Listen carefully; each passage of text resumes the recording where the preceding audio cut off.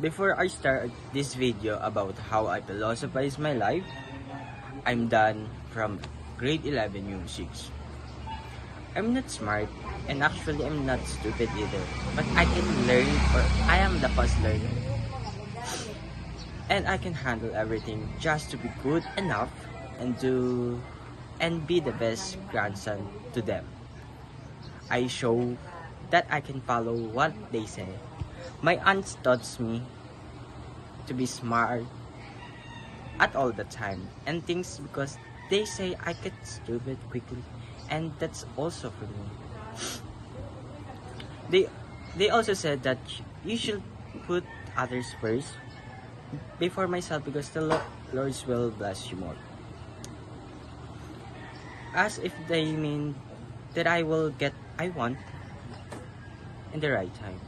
If I accompany it with confidence.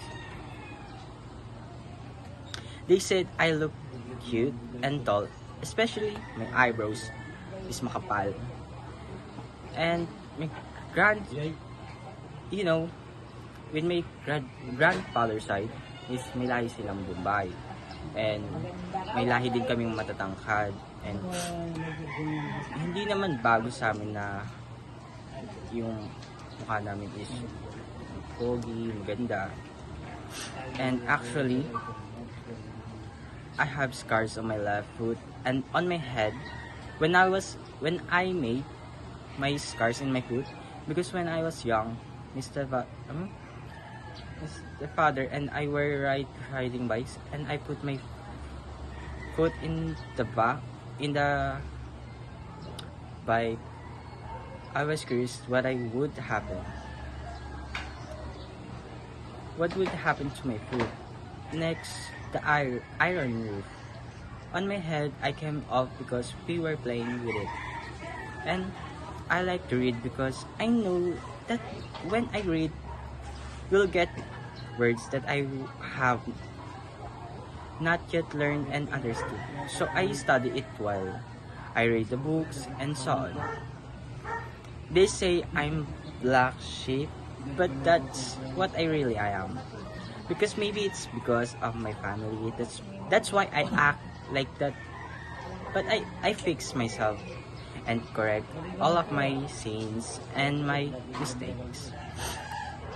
You know, I don't talk to my parents very much and I don't open up with them because when I have problem in my mind or when I'm stressed at school, because sometimes they think that I am the child.